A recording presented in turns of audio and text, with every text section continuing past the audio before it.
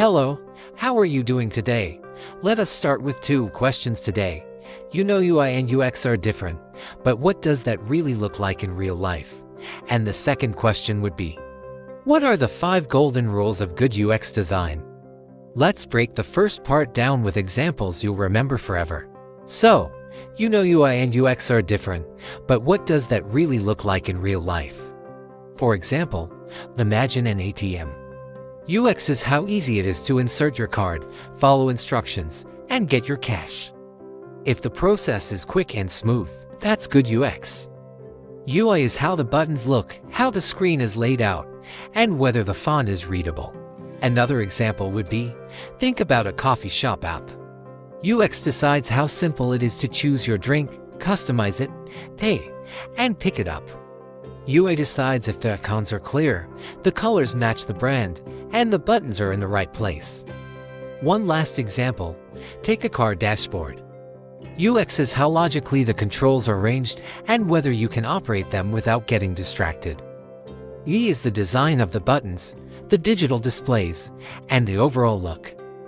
These examples prove one thing: UX shapes the journey, and UI shapes how the journey feels visually. You need both for a truly great experience. Now, let's break the second part down. What are the 5 golden rules of good UX design?